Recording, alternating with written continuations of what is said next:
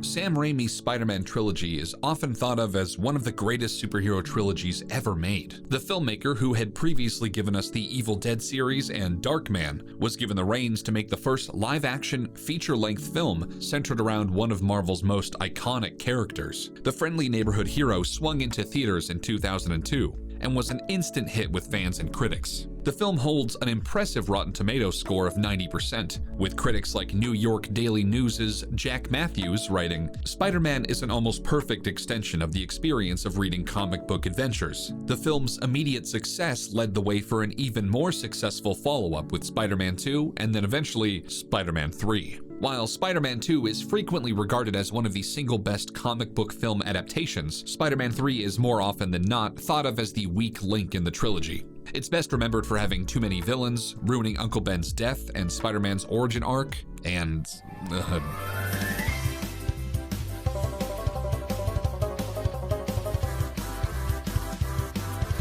it's not necessarily a terrible movie, but it's certainly a long ways from the cinematic adrenaline rush we got with Doc Ock battling Spider-Man on an out-of-control railway train. And it was bad enough that all plans for Sam Raimi's Spider-Man 4 were squashed like a bug, and Sony instead chose to reboot the character entirely with Mark Webb's The Amazing Spider-Man just 5 years later. So what happened to Spider-Man 3? How did this seemingly indestructible franchise come to a sudden and screeching halt? Well, squeeze into your spandex, dig into that hair gel, and hold on tight, because the story behind the web-slinger's most emo adventure is a doozy. From the start, director Sam Raimi was against the idea of putting Venom into the movie. Raimi never connected with the character and felt he lacked the humanity to share the screen with his version of the web-slinger. The problem with that is Venom is a fan-favorite Spidey villain. He was a major part of the comic book revival of the early 90s, and some of Spider-Man's most popular and beloved story arcs center around the symbiote and his unwavering hatred of Spider-Man. So, of course, the studio execs wanted him in the film. To Sony, that living black symbiotic goo represented dollar signs. And they weren't wrong, since Spider-Man 3 went on to gross over $894 million at the box office, against a budget of just $250 million. That made Spider-Man 3 the highest grossing film in the series, but since Raimi had no connection or respect for the character, the chances of him being properly represented on screen were slim to none. Cast as the iconic villain was Topher Grace of That 70s Show fame. He was perfect as Eric Foreman, the young, pot-loving teenager in the popular sitcom, and he'd gone on to show his dramatic acting chops in films like In Good Company and Traffic. Despite all that, fans did what fans do, and they publicly complained about the casting for months. We've seen it time and time before. People weren't happy when Heath Ledger was cast as the Joker, and they scoffed when Michael Keaton was cast as Batman. Today, those are considered to be two of the best comic book performances we've seen, but this time,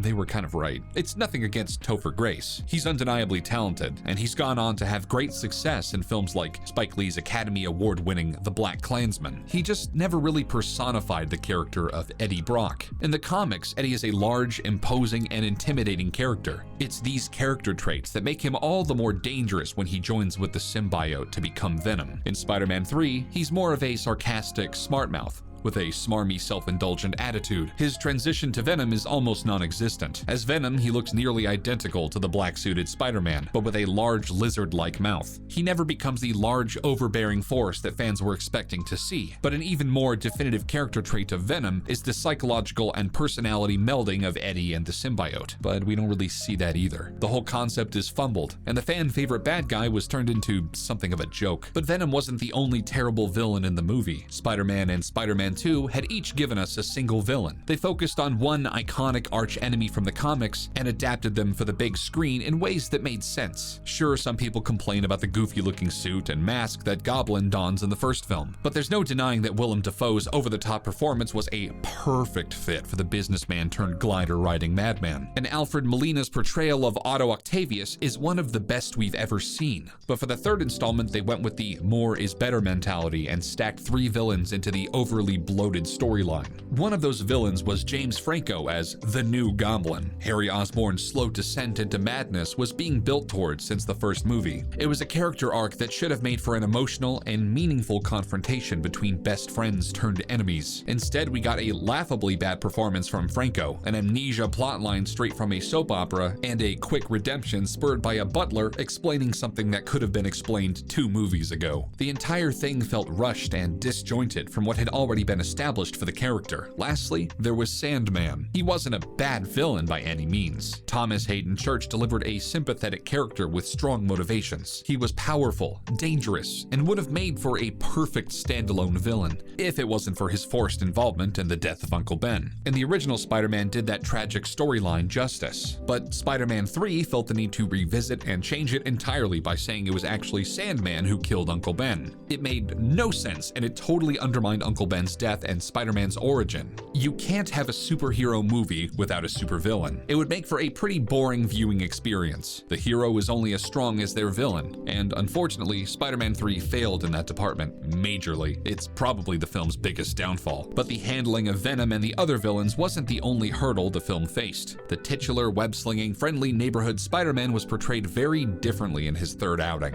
And I'm not just talking about emo Parker. In Spider-Man 2, we get a Peter Parker down on his luck. He's struggling to juggle the responsibilities of being a hero and living a normal life. It's some of the best character development we get from the entire series, and it ends with Peter coming to the powerful conclusion that as long as he has the ability to do so, it's his responsibility to help others. With great power comes great responsibility, even if that means sacrificing his own chance at a normal life. By Spider-Man 3, the hero's popularity is in full swing. The city loves him. There are parades and ceremonies in his honor, and he's become something of a celebrity. This newfound recognition and appreciation goes to Peter's head, and he's no longer the caring, quiet Peter Parker we knew from previous films. He's arrogant and insensitive, and more focused on himself than he is those he cares about. He's a less likable version of himself, and this is before he comes into contact with the symbiote and dons the black suit. According to Doc Connors, the symbiote, quote, amplifies characteristics of its host, especially aggression. It brings out the worst traits of the person it's joined with. It also apparently makes you grease your hair and learn sick new dance moves. Emo Parker is easily one of the biggest complaints that fans have with Spider-Man 3. After joining with the symbiote, his personality changes. His confidence is elevated. To be fair though, this is actually something I think the film does right. As Doc Connors said, the symbiote amplifies the characteristics of its host. Peter Parker is not a cool or suave guy, not in the Sam Raimi films. So what we're seeing here is Peter's interpretation of what it is to be cool. This is what he thinks girls want. As we see in the scene where Peter struts down the sidewalk, dancing and shooting finger guns at the girls he passes. At 2 hours and 19 minutes, Spider-Man 3 is already the longest film in the Raimi trilogy, but it was almost much longer. A lot of the film was left on the cutting room floor, including some major sequences that could have shifted the tone of the film in significant ways. Through storyboards, trailers, bloopers, and the film's novelization, we can piece together a lot of what almost made it into the film. And a lot of it was related to Eddie Brock and Venom. In one scene that never made it to the screen,